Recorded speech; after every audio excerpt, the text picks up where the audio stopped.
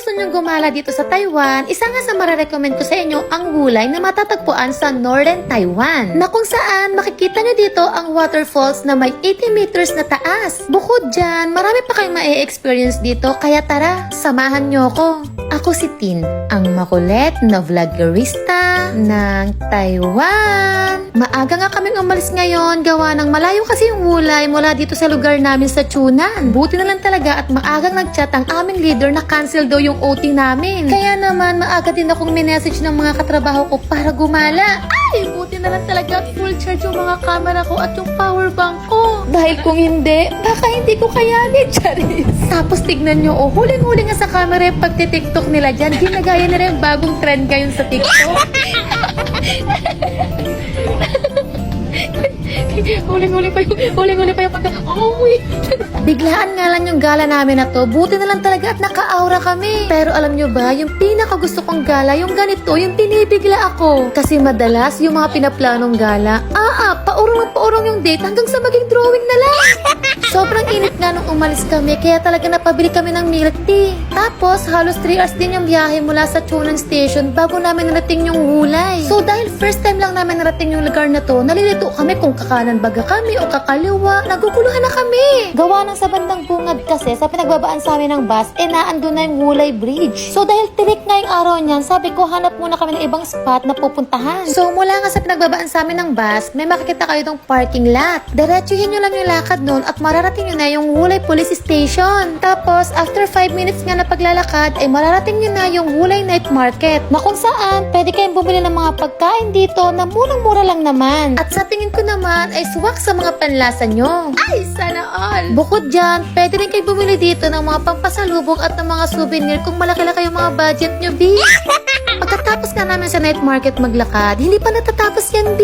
Dahil aakyatin pa natin yung hagdan para makasakay sa love cart. Kung titignan nyo, hindi na yung face ko niyan, gawa ng super init talaga nung araw na yan. After nga ng 1,000 steps, charis hindi, siguro mga 5 minutes na lakad, ay matatanaw nyo na itong love cart. 50 NT nga po pala yung bayad para makasakay kayo sa super cute na love cart na yan. Take note, kailangan nyo po talaga sumakay sa love cart na yan para makarating kayo sa Wulay Waterfalls. After nga nyan, ganitong tanawin na yung makikita nyo. O diba, napakaganda. Tapos maglakad-lakad ka dyan, mag-emote-emote ka. Sabayan mo na rin ang music ng "Huwag muna tayong umuwi,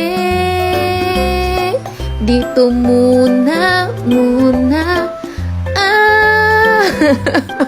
Pagkatapos nga namin dyan, pumasok kami sa store na kung saan pwede kang bumili ng mga souvenir. Gawa ng yung mga kasama ko, mahilig sila mangolekta ng mga bagay-bagay sa mga lugar na pinupuntahan nila. Tapos tingnan nyo, pinusubok pa nga sa amin ng tendera itong corona baga to or pugad lawin ng manok. Pugad lawin!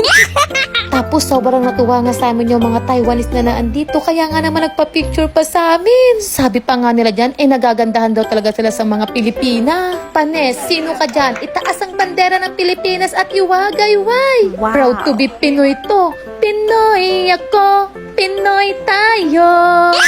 Na-curious nga ako sa suot nilang damit dyan, kaya sabi ko sa kanila, gusto ko rin ma-experience magsuot ng ganyan. Dahil nga bida-bidang ingetera tayo, nagbayad ako ng 200 NT para ma-experience ko yung ganyang kasuotan. Dito nga, B, ay pwede kang mag-rent ng ganyang mga costume for only 200 NT lang. Yun kung bet mo, pero kung hindi, wala namang pilitan to, B. After nga namin dyan, napag-desisyon na naming sumakay ng cable car para ma-experience na makita ng malapitan ang pinagmamalaki na lang 80 meters na waterfalls. 300 NT nga po pala yung bayad para makasakay ka ng cable car. Pero meron po silang promo na 4 na activities na yung matatry mo, kasama na dun yung cable car at saka boating for only 600 NT. Teka, ganitong experience nga po pala yung matatry nyo kapag sumakay kayo ng cable car. Mula sa pinakatuktok, makikita nyo lahat ng nasa baba gamit yung microscope na yan. Hindi na nga po pala namin na-try yung iba pang mga activities, gawa ng sumama na yung panahon. Gulong-gulo na ako, kanina mainit, ngayon naman umuulan. Kaya naman napabili kami ng kapote, gawa ng wala kaming dalang payong. Aba, hindi naman namin ina-expect na uulan, gawa ng pagkainit-init naman nung umalis kami. Tayong mga aura natin, magaganti rin pala tayo.